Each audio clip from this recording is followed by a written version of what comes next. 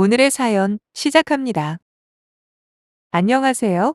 지속되는 시모의 헛소리와 시아버지 꼰대질에 지쳐서 시가와 연 끊고 살다가 활용정점으로 이기적인 남편의 합가육으로 결국 이혼한 싱글맘입니다. 현재 아이들을 혼자 키우는 게 결코 쉬운 일은 아니지만 암을 유발할 정도로 모자란 신랑과 자기밖에 모르는 시모까지 모시고 살았다면 아마도 제명에 못 죽었을 거라 생각하고 씩씩하게 살고 있네요. 저는 지방에서 대학을 졸업하고 평범한 회사에서 직장 생활을 하면서 남들과 다름없이 하루하루 보내고 있던 사람이었어요. 사실 콕 집어 무슨 꿈을 향해 악착같이 살거나 나만의 뭔가를 준비하는 삶은 아니었지만 한 푼 두 푼 아껴가며 적금을 들면서 언젠간 좋은 남자 만나면 결혼하겠지라는 그런 마인드였죠. 하지만 제게 연애운이 없는 건지 그나마 몇 명의 남자친구가 있긴 했지만 전부 다 어디 하나씩 모자란 놈들 뿐이더라고요. 당연히 결혼하고 싶은 생각은 한 번도 들지 않았고요.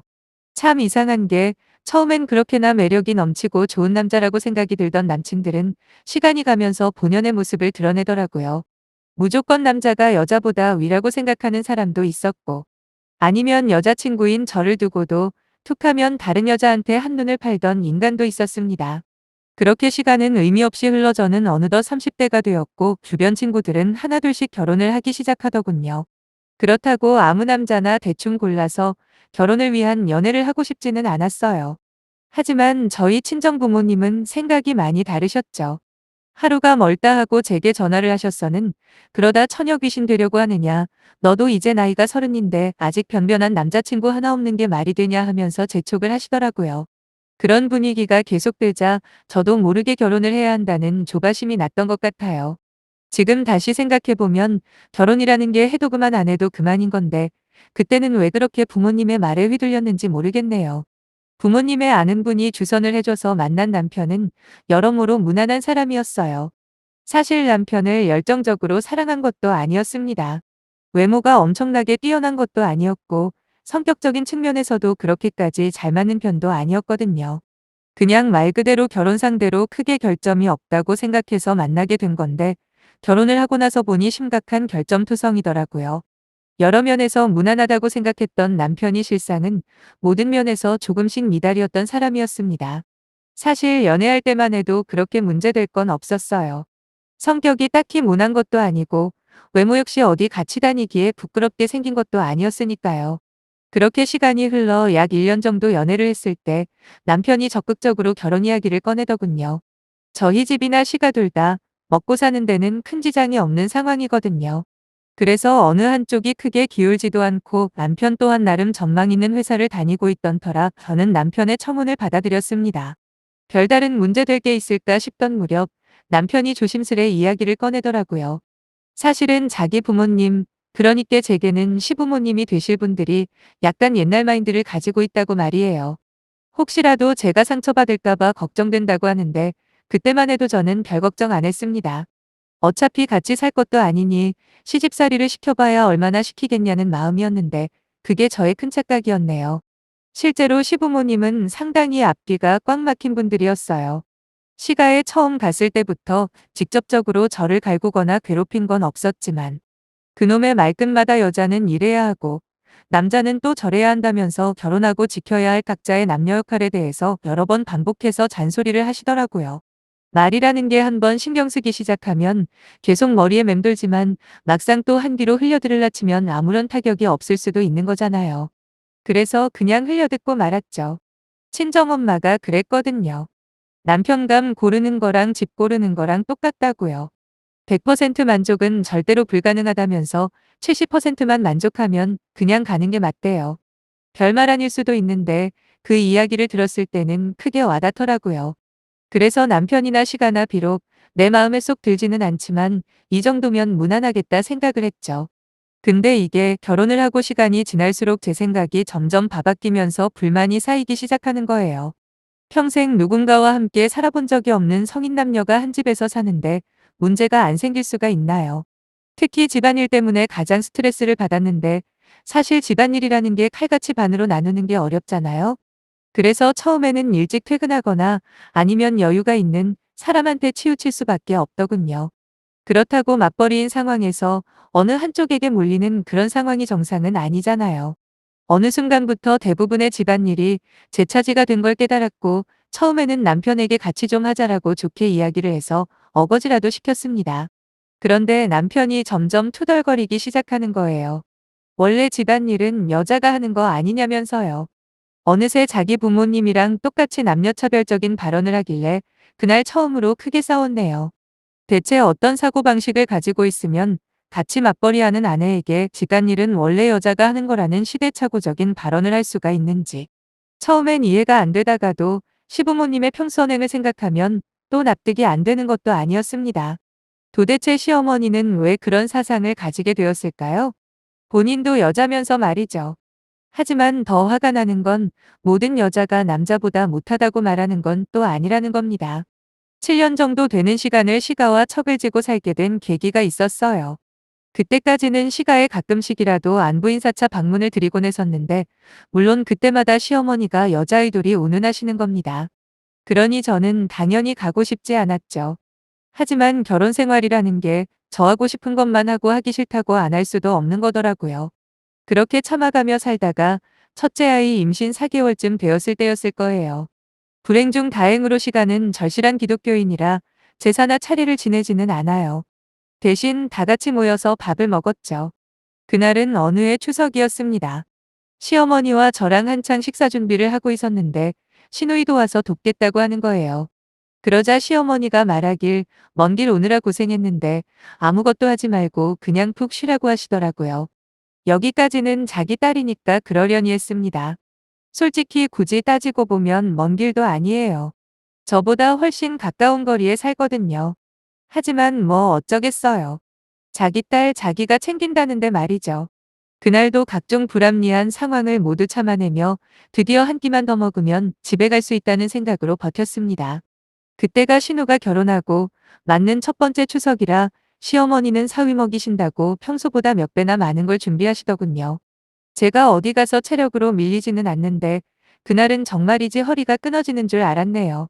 그렇게 식사 준비를 다 하고 밥을 먹으려고 하는데 정말 예상치도 못한 걸로 사람 서운하게 만들더라고요. 대충 봐도 메인 요리나 고기 반찬 등을 전부 다 심해부 앞쪽으로 몰아두신 겁니다. 대신 제 앞에는 나물이랑 풀떼기뿐이었고요. 그래서 시어머니를 빤히 바라봤는데 일부러 무시하시는 건지 아니면 아예 저 같은 건 안중에도 없는 건지. 거기다 남편이라고 하나 있는 놈도 자기 와이프가 뭘 하는지 전혀 체크도 안 하더라고요. 그래도 거기까지였으면 그냥 평소처럼 참고 후딱 밥 먹고 집에 갈 준비를 했을 텐데 제 밥을 한 숟갈 떠서 입에 넣었더니 글쎄 밥알이 말라 비틀어져 있는 거예요. 전기밥솥을 쓰시는 주부님들은 잘하실 텐데 밥을 해놓고 하루 정도 지나면 색도 약간 누래지고 찰기라고는 하나도 없는 밥이 되잖아요. 시어머니가 저한테 그런 밥을 퍼주신 겁니다. 그래서 다른 식구들을 둘러보니 다들 윤기가 좔좔 흐르는 새밥을 먹고 있는데 짜증이 나더라고요. 그래서 어머님께 아까 밥새로 하지 않았냐고 물어봤죠. 그러니까 하신다는 말이 푸다 보니 조금 부족했답니다. 그러면서 저보고는 몸매 관리하라고 너무 많이 먹어도 건강에 안 좋다는 궤변을 늘언 쓰시길래 더는 못 참겠다 싶어서 이건 너무한 거 아니냐고 말씀드렸네요. 그리고 곧바로 시가에서 뛰쳐나와 집으로 그냥 와버렸습니다. 급하게 집으로 따라 돌아온 남편이 무슨 일이냐 묻길래 그동안 혼자 참아왔던 것들부터 해서 모조리 쏟아냈어요. 오늘 음식 준비며 고생이란 고생은 내가 다 했는데 정작 맛있는 건 전부 심해부 앞으로 몰아주는 것도 모자라서 거기다 나한테만 오래된 밥을 주셨다고 설명해주면서 와이프한테 관심 좀 가지라 그랬더니 미안하다고는 하더라고요. 지금 미안하다는 말로 끝날 게 아니라고 이왕 말 나온 김에 이제는 더 이상 안 참을 거라고 말했습니다. 그리고 앞으로 시가에 절대로 안 갈 거니 알아서 하라고 나도 사람인데 고생은 고생대로 하면서 차별은 또 차별대로 받는 건 아닌 것 같다고 말했어요. 이대로 산다면 돌아버릴 것 같다고 해결 방법은 시가에 안 가는 것뿐이라고 하니까 결국 남편도 알겠다고 하더군요. 그 이후로 명절이면 저희는 각자 집으로 향했어요. 물론 혼자서 아이를 데리고 다니는 게 쉬운 일은 아니지만 그래도 시가에 가는 것보다는 훨씬 좋았죠. 그렇게 시간이 흘러서 한 3년쯤 지났을 때였어요. 시아버지께서 췌장암으로 돌아가셨습니다. 솔직히 말하면 크게 슬프거나 눈물이 나지는 않았어요. 남들 이야기를 들어보면 며느리 사랑은 보통 시아버지라고 하는데 저는 그런 사랑 구경도 못했으니까요. 하지만 시아버지가 돌아가셨다는데도 안 착각하는 건 말이 안 되는 것 같아 조문을 드리러 갔습니다. 그때가 둘째 임신하고 예정일이 150일 정도 남은 상태였는데 오랜만에 만난 시누이는 어색하게 인사를 하고 돌아서더군요. 하지만 멀리서 저를 발견한 시어머니가 제게 언성을 높이면서 뭐라고 하시는 겁니다.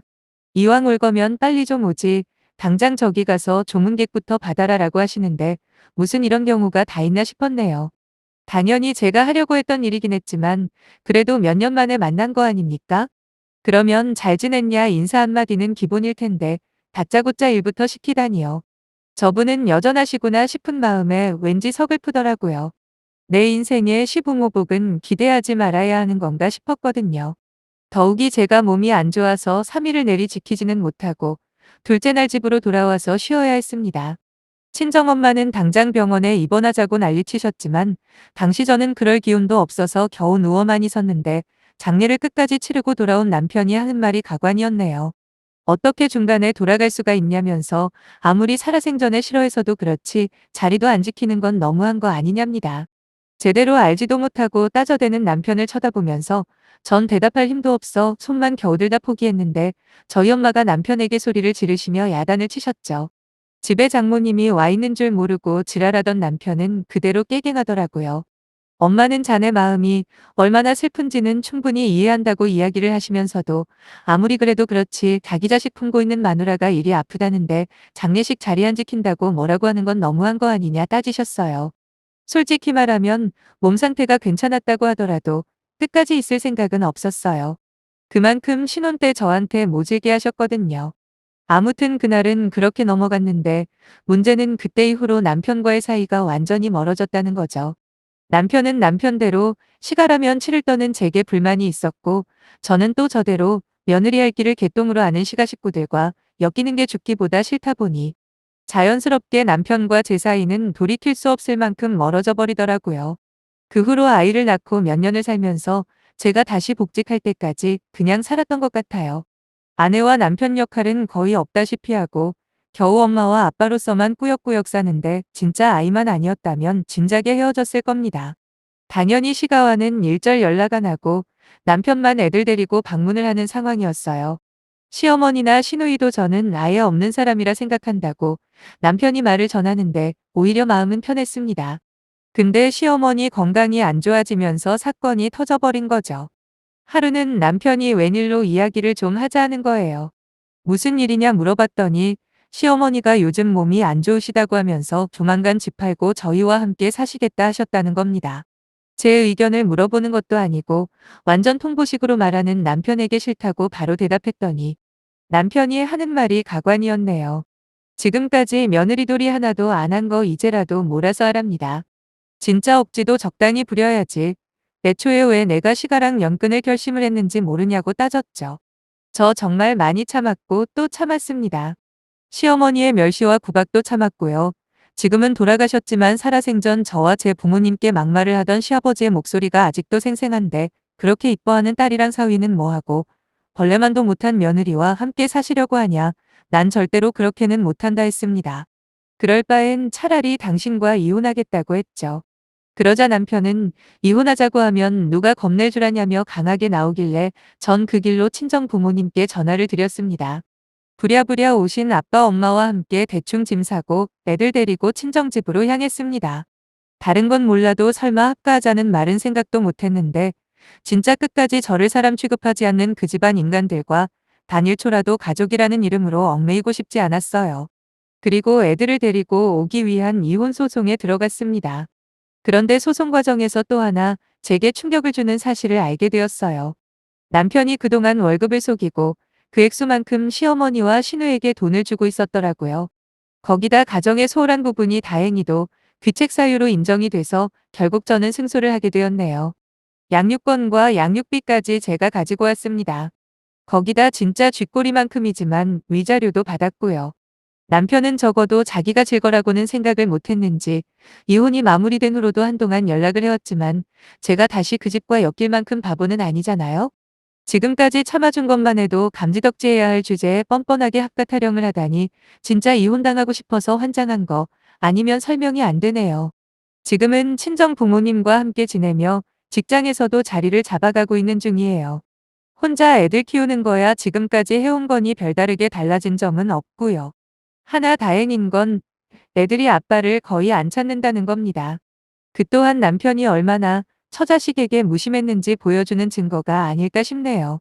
한 걸음 한 걸음 저와 두 아이들의 미래를 위해 발에 땀나도록 열심히 살 일만 남은 것 같아요. 많이 늦었지만 이제라도 제대로 된 삶을 살아보려고요. 그럼 함께 해주셔서 감사합니다.